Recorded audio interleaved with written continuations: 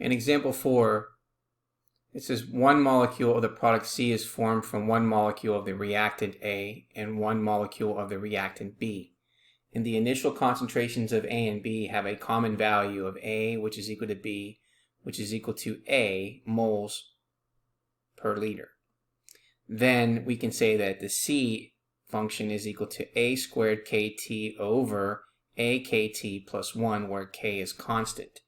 What we want to do is we want to find the rate of reaction at time t. So let's go ahead and write out our function, which is the following. We know that this is equal to A squared KT divided by A KT plus 1. Okay, so what we want to do is find the rate of reaction. Means we need to find the derivative of this function. So we want to find the derivative of this function, or the reactant C, with respect to t. So since this is a rational function, then what we're going to do is use our derivative. So we take the denominator, which is A KT plus 1 times the derivative of the numerator, which is A squared KT, so that's just A squared K, minus we take the numerator, which is A squared KT, and we're going to multiply it by the denominator, the derivative of the denominator, which is AK, all over the denominator squared. So it's AKT plus 1 squared. Okay, so now we can go a little further, and so we can multiply this out. So if we distribute these to those two terms, then we get A cubed times K squared times T plus A squared K, and then minus, we multiply these two together and we get A cubed K squared T, and we're going to divide that by AKT plus 1 squared. So we can simplify just a little further here. So let's go ahead and simplify. So we can combine like terms in a numerator, so that's going to give us 0. And so what we have is A squared K in the numerator divided by AKT plus 1 squared. And so therefore that is the rate of reaction time t.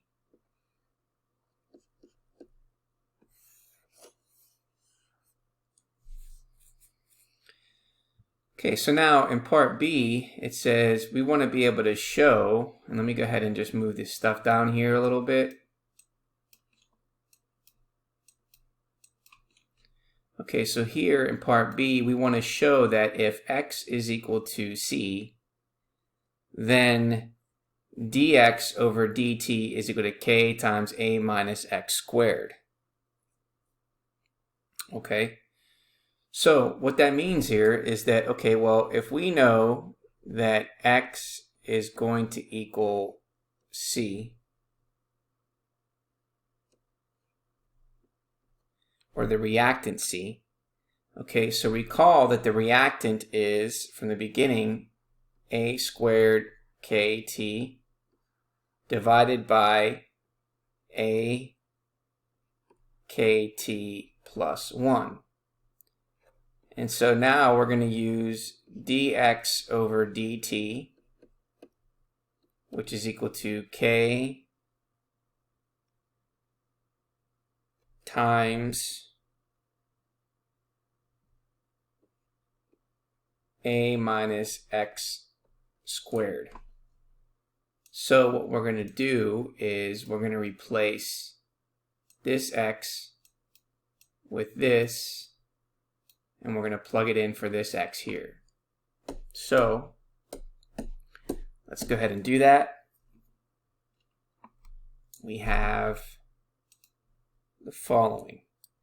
We have dx over dt is going to equal k times a minus a squared kt divided by a kt plus 1, and that entire thing has to be squared. Okay, now the next thing that we want to do is we want to be able to combine these terms here. So we need to find a common denominator. So we can find a common denominator by multiplying a by the denominator of akt plus 1 over akt plus 1. So therefore, we have a times akt plus 1 all over akt plus 1 minus a squared kt over akt plus 1. And that entire thing is being squared. Okay, so now if we go a little further here, okay, by combining like terms and distributing, so if we distribute the a here, then we get k times a squared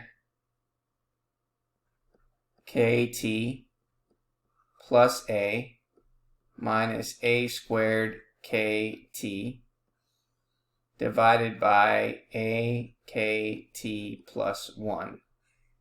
And that entire thing is being squared. And so if we take a look at the numerator here, when we combine like terms, that's going to give us 0. So what we end up getting is k, or in this case, we're going to square the a. So if we square the a, we get a squared, and we're going to multiply it by k. So we get a squared k in the numerator. And then in the denominator, we get a kt plus 1 squared. Which, what that does is, that verifies what we got up here for our derivative, which was a squared k over akt plus 1 squared.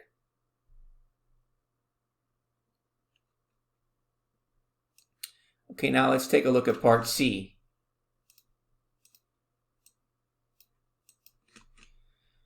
Okay, so part C, it says, what happens to the concentration as t approaches infinity?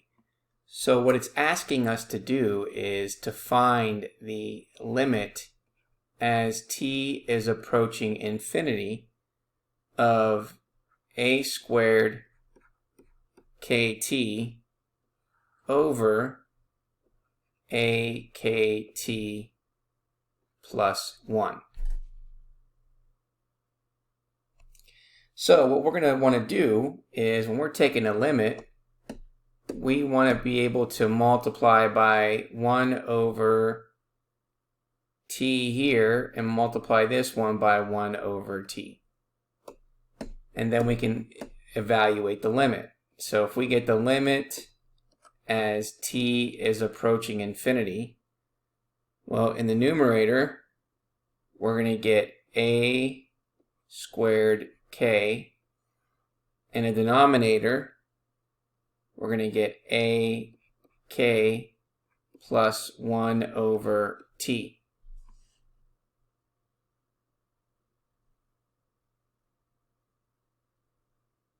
So we're going to evaluate this limit. And when we evaluate this limit, we know that 1 over infinity is going to give us 0. And so we're going to get a squared k over ak. And we can simplify this even further. because k over k is 1, and then a squared over a is just a. So we end up getting the value of a. So what happens to the concentration as t approaches infinity?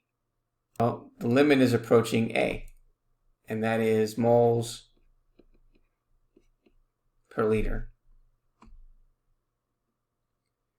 Okay, now what happens when the rate of reaction as t approaches infinity? So what we want to do now is we want to find the limit of the derivative. So what is the limit as t approaches infinity of a squared k over a kt plus 1 squared? Okay, well, no matter what, whatever you put in here is always going to be squared. So when you plug in the infinity, it's always going to be 1 over infinity. And therefore, that means it's going to equal 0. So therefore, what happens to the rate of the reaction as t approaches infinity? The limit is approaching 0. So because the limit is equal to 0, we can say that the reaction actually stops. So what do the results of part C and D mean in practical terms? Well, as t increases, nearly all of the reactants A and B are converted into product C. And in practical terms, the reaction virtually stops, which we can see here at 0.